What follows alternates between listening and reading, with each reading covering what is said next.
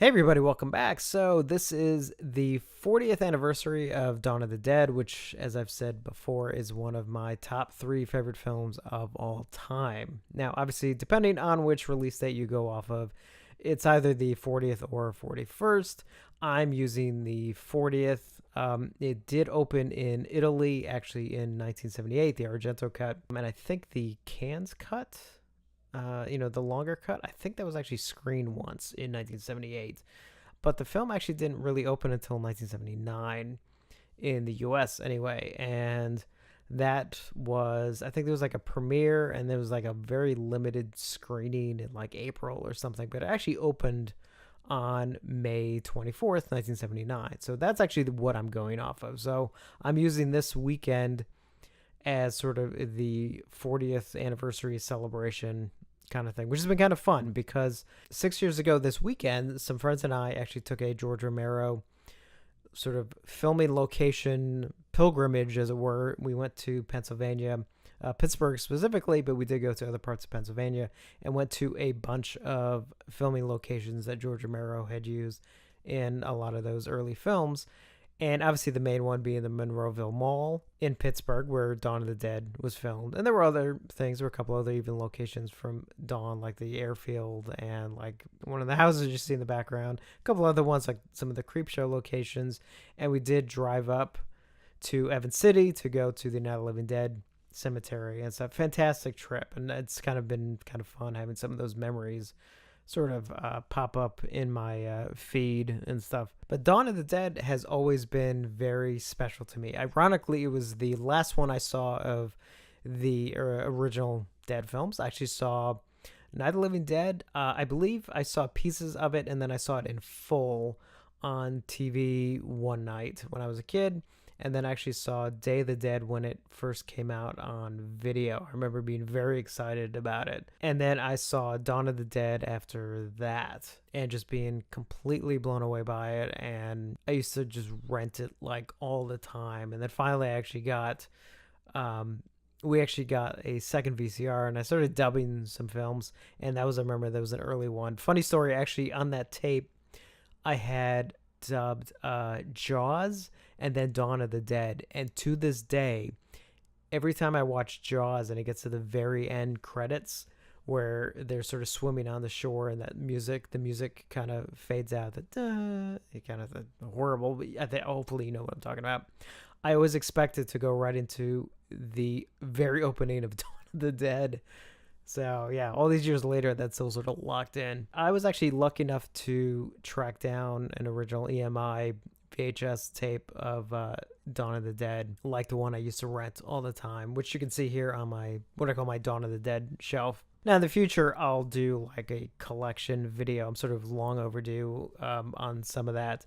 But I mean, as you can see here are just a couple quick things I've had. I've had Dawn of the Dead on almost every single format. I mean, I've had it on, obviously, the VHS.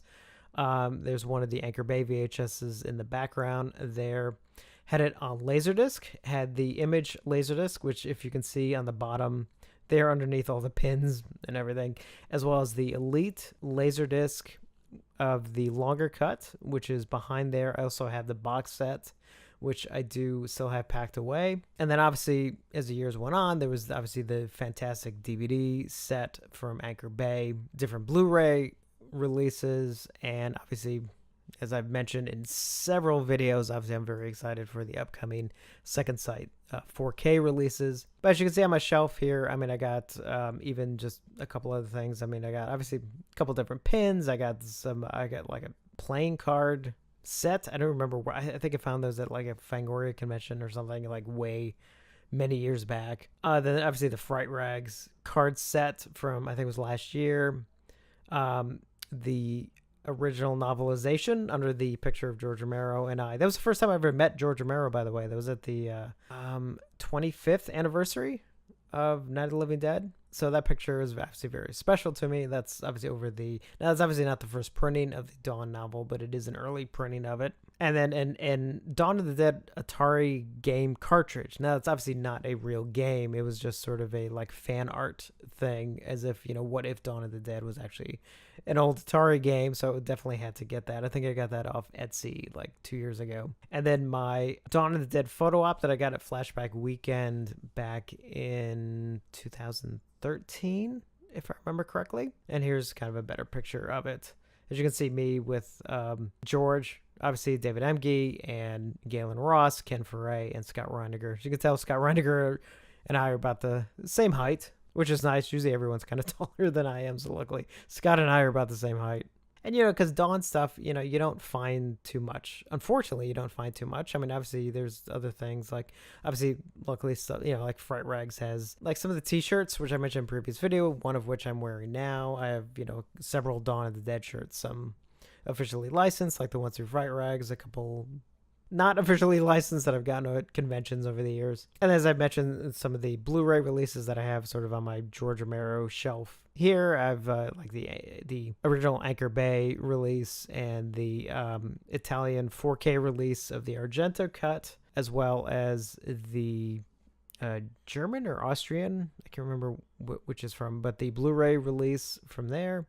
And then obviously the DVD set. And I even have the original Dawn of the Dead board game, which if you didn't know, there was, believe it or not, an actual Dawn of the Dead board game. And I was able to find one a couple years ago, fully intact too. In fact, when friends and I went to Pittsburgh on that trip, we actually I think it was Saturday night. We actually at the hotel room. We actually a friend of mine brought his game. He had a copy of it. He brought it with him, and we played the game. Now the game is actually pretty bad. Like the rules don't make any sense. So we actually made up our own rules, kind of thing, and just had an absolute blast playing it then. As you can see in the picture here with my, it's with my original Escape from New York board game. Again, I'll do more of a collection update at some point. And then obviously one of my favorite things for as far as collectibles go is I do have an original Dawn of the Dead poster, and I've had it for a really long time now, and I've been able to have it signed by like not everybody, but definitely like I think all the key people.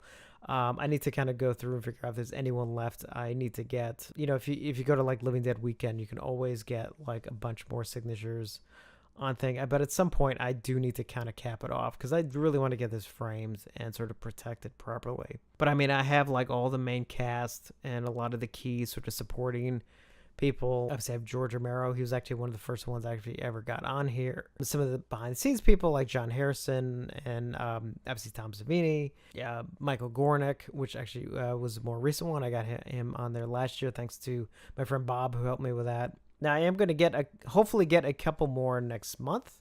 And then I'm kind of pretty close to basically sort of calling it as sort of done. So incredibly lucky to have met as many people as I have and sort of been able to have that, and have it in my collection. I just need to get it properly, I just want to get it done so I can get it framed and protected. I swear, even though I saw Dawn of the Dead, after I saw the other two, Dawn of the Dead is definitely the one, obviously I love all three, but I mean, Dawn of the Dead, for whatever reason, really stuck to me. Like I said, I used to rent it all the time, and then when I, dubbed it, and I used to watch that so many times.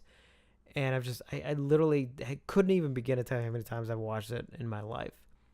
It just kind of really stuck with me, and it has ever since. And it's a film that no matter how many times I've watched it over the years, it's never gotten old. And that's just one where I knew, like pretty quick, it became one of my favorite films, and I knew that would just never change. So I just want to wish one of my all-time favorite films a happy, amazing anniversary. And it's one that I really think is going to continue being part of a lot of other people's favorite films list, I think, for generations to come. You may have other films that sort of come and go and other films that will win awards, but I really think a film as special as Dawn of the Dead is just going to live on. Whether dead or alive, it's, one way or another, it'll definitely keep coming back. So happy anniversary, Dawn of the Dead, and thank you for watching, and I will see you on the next one.